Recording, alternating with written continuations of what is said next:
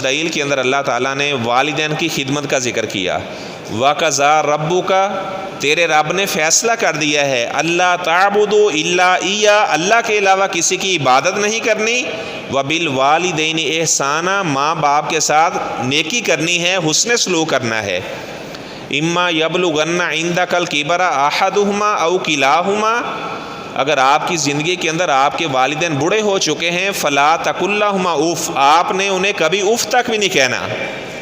آپ نے بڑے ادب کے ساتھ اپنے والدین کے ساتھ معاملہ کرنا ہے۔ امام قرطبی رحمہ اللہ نے لکھا ہے کہ کوئی بیٹا اپنے والدین کے سامنے کس طرح پیش ہو، کہتے ہیں کہ اگر کوئی سنگ دی علاقہ ہو، اس کا غلام بھاگ جائے، اس کے بعد سپاہی غلام کو پکڑ کر لائیں، اب غلام کی جو کیفیت بنی ہوئی ہے، کس قدر وہ ڈر رہا ہوگا اپنی آقا کا سامنا کرنے میں، تو فرمایا کہ بیٹے کو چاہیے کہ اس طرح وہ اپنے والدین کے سامنے آئے۔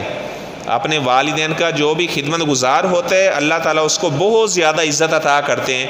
آپ صلی اللہ علیہ وسلم نے فرمایا کہ جب میں معراج پر گیا تو وہاں پر میں نے ایک بڑا عجیب سین دیکھا۔ آپ نے فرمایا کہ سارے جنت کے لوگ، وہ کسی آدمی کے قرآن پڑھنے کی آواز آ رہی ہے اور سارے جنت کے لوگ قرآن سن رہے ہیں۔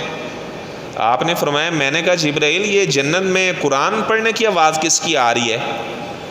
تو آپ نے فرمایا جبرائیل نے مجھے بتایا کہ اللہ کے پیغمبر آپ کا صحابی حارثہ بن نعمان ہے، جب یہ قرآن چیز کی تلاوت کرتا ہے تو سارے جنت کے لوگوں کو اللہ تعالیٰ اس کا قرآن پڑھنا سنا دیتے ہیں۔ آپ نے فرمایا میرے اس صحابی کا کوئی خاص عمل ہے؟ تو جبرائیل نے بتایا اللہ کے رسول صلی اللہ علیہ وسلم کان ابر الناس بامی، آپ کا صحابی حارثہ اپنی ماں کا بڑا خدمت گزار ہے، تو اللہ تعالیٰ نے اس کو اتنا بڑا یہ شرف عطا کیا ہے، اتنا بڑا اللہ تعالیٰ نے اس کو یہ عزت سے نوازا ہے، اتنی اللہ نے اسے عزت عطا کی ہے۔ اگر والدین زندہ ہیں تو غنیمت جانیں، ان کی قدر کریں، ان سے زیادہ دعائیں کروائیں۔ اگر دنیا سے جا چکے ہیں تو ان کی قبر پہ جایا کریں، رب ارحمہما کما ربیانی صغیرا، کثرت سے پڑھا کریں۔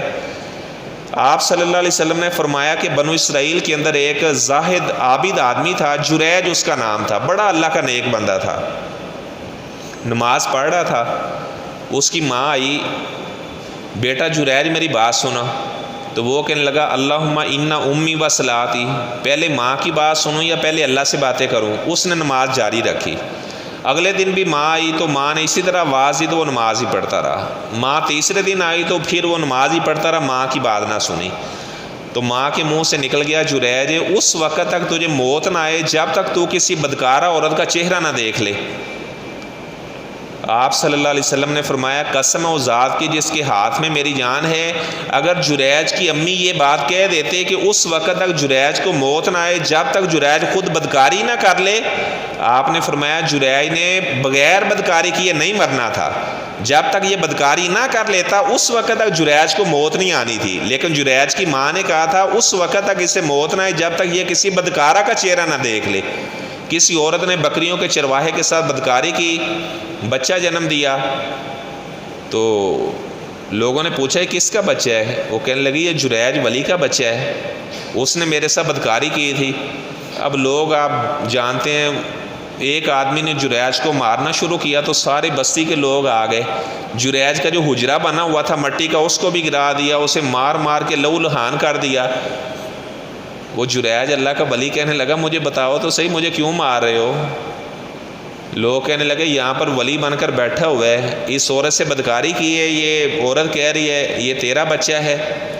کہنے لگے کہ مجھے وضو کر لینے دو۔ جریج نے وضو کیا، 2 رکعت نماز پڑھی اور بچے کے پاس آئے، اس کے پیٹ پر ہاتھ مارا، کہنے لگے یا بابوس من ابو کا، اے بچے بول کر بتا تیرا باپ کون ہے؟